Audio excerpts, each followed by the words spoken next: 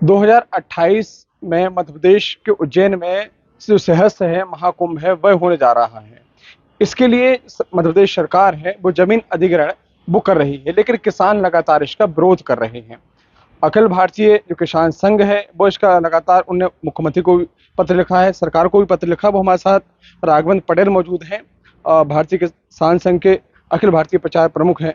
आपसे ही बातचीत करेंगे। आखिर ये किसान जो विरोध कर रहे हैं, आखिर समस्या क्या है? सरकार कह रही है कि हम जमीन अधिग्रहण कर रहे हैं, है, लेकिन जो किसानों की जमीन है उसको उसका फायदा भी उनको मिलेगा।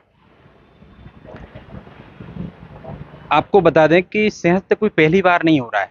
सैकड़ों वर्षों से मध्य प्रदेश में उज्जैन में सिंहस्थ होता रहा है और किसान स्वेच्छा से अपनी जमीन देते रहे, बशर्ते वो जमीन सिंहस्थ होने के बाद किसानों को वापस कर दी जाती थी।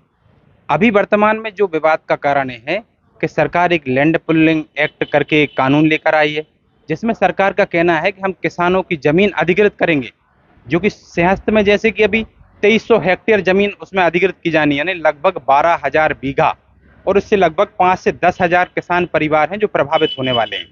और उनसे किसानों से कहा जा रहा है कि हम जब सिंहस्थ हो जाएगा, यहाँ हम स्थायी निर्माण कर रहे हैं, कंक्रीट का जंगल बना देंगे और उसके एवज में हम आपको आधी जमीन डेवलप करके देंगे। लेकिन किसान कह रहा है कि हम किसान हैं, हमको खेती ही करने दो, हमको डेवलप जमीन नहीं चाहिए। आप सिंहस्थ बिल्कुल खुशी के साथ करिए, हम उसमें पूरा सहयोग करेंगे। और सिंहस्थ जब आपका कंप्लीट हो जाता है, हमें हमारी जमीन वापस कर दीजिए और जितने समय के लिए आप हमारी जमीन लेंगे उसका हमें किराया दे दीजिए। किसान खुश है और इससे ज्यादा वो सरकार से कुछ भी नहीं मांग रहा है।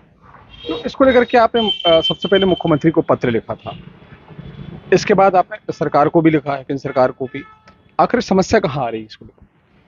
देखिए, जब हमारे जो केंद्रीय अधिकारी जब उन्होंने किसानों से जाके मुलाकात की, उनकी समस्याओं और उनके दर्द को समझा और उनने जो सुझाव दिए हैं कि किसान क्या चाह रहा है, उन सुझावों को एक पत्र के माध्यम से हमारे जो प्रदेश के मुखिया हैं माननीय मोहन यादव जी तक उस पत्र को भिजवाया और उनसे चर्चा भी की। लेकिन जो सरकार का जो कदम है वो किसान को निराशाजनक है कि भाई जो किसान है उसके लाभ के लिए कोई नीति बनती है या उससे जो प्रभावित हो रहे हैं, तो एक बार कम से कम किसान के साथ तो चर्चा कर ली जाए और उसके सुझाव ली जाए।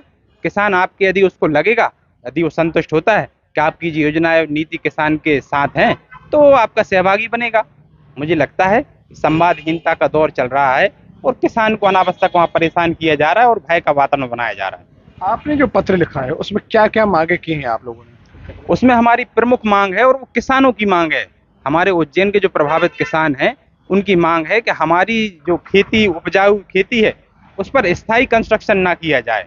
उसके अलावा जो फ्लाईओवर बनाने की बात हो रही है, 4 लेन बनाने की बात हो रही है, तो वो सारी चीज़ों का स्थायी कंस्ट्रक्शन ना किया जाए। यानी कि सीधा है कि आप कंक्रीट का जंगल हमारी उपजाऊ भूमि को मत बनाइए, आप सिंहस्थ करिए और हमें दे दीजिए, हम उस पर खेती करेंगे और देश के लिए हम जो सहभागिता करते आए हैं अन्न पैदा करके, वो हम लगातार जारी रखेंगे। ये सरकार से अपेक्षा कर रहा है। और इसके साथ ही अब जैसा कि सरकार कह रही है कि नहीं इससे किसान माला माल हो जाएगा, तो मैं तो कहता हूँ भाई, आपकी यदि नीति से किसान माला माल हो रहा है और किसान नहीं चाह रहा है कि हमको माला माल नहीं होना, हमको खेत से ही परिश्रम से ही अपना धन पैदा करना है, तो कृपया उसकी सुने। क्योंकि एक जो किसान है वो अपना एमएसपी पर, समर्थन मूल्य पर अपनी उपज बेच नहीं पा रहा है और दूसरी तरफ सरकार कह रही है कि हम उसको प्लाट देंगे और वो प्लाट को विक्रय कर पाएगा। ये हमारे लिए और किसान के लिए कल्पना का विषय है, जो मुझे लगता है किसान इसके साथ नहीं है। लेकिन मध्य प्रदेश सरकार तो कहती है कि हम किसान हितैषी सरकार है, किसानों के लिए सोच रहे हैं और लगातार हम ऐसी नीति लेके आते हैं जो किसानों को फायदा हो। भारतीय किसान संघ भी ऐसी सरकारें जो किसानों की मदद करती हैं, हम उनके साथ भी रहते हैं। हमारे श्रद्धेय दत्तोपंत ठेंगड़ी जी ने भी कहा था कि जो सरकारें किसानों की जितनी मदद करें, उन किसानों को और किसान समाज को उन सरकारों की उतनी मदद करनी चाहिए। लेकिन वर्तमान में जो अभी देखा जा रहा है कि किसान को सहूलियत और मदद जो दिखने की बात है, देने की बात है, वो मुझे लगता है ग्रास रूट तक किसानों तक नहीं पहुंच रही हैं। और आप देख रहे हैं, चाहे यूरिया और डीएपी की बात हो और चाहे लैंड पुलिंग की हो या भूमि अधिग्रहण को, जितनी भी परियोजनाएं इसके पहले भी जो जमीन पर उतारी गई हैं, उनसे किसानों का भला नहीं हुआ है। आज भी वो मुआवजे के लिए भटक रहे हैं। नौकरियां उनको मिली नहीं है। और कुल मिलाकर यदि हम कहें कि जितनी भूमि अधिग्रहण जो भी अभी तक हुए और जो विस्थापित हैं, वो सभी लोग पीड़ित और परेशान हैं। अगर मान लो आपने जो पत्र लिखा है, अगर इसका कोई उत्तर नहीं मिल पाता है और जो किसान हैं वो कह रहे हैं कि जो कंक्रीट का जाल बिछाया जा रहे हैं, अगर नहीं होती है और सरकार वहां बिछाती है, तो आप लोग क्या उससे सहमत रहेंगे क्या? देखिए, उज्जैन में अभी किसानों का इसके इतने सरकार के जो भी चीजें दबाव डाला जा रहा है, उसके बावजूद भी किसान सरकार के सामने झुके नहीं है। मैं उन किसान परिवारों और उन किसानों के उस नेतृत्व को सलाम करता हूं, और आज भारतीय किसान संघ उन किसानों के साथ खड़ा हुआ है। किसी भी प्रकार से भारतीय किसान संघ की स्पष्ट नीति है, किसानों के साथ किसी भी दमनकारी नीति नहीं होने दी जाएगी और किसानों को प्रताड़ित होने नहीं दिया जाएगा। जहां तक सरकार की लैंड पुलिंग नीति का सवाल है, लैंड पुलिंग जो नीति है, एक्ट जो है, पंजाब सरकार ने किसानों के दबाव में वापस ले लिया है।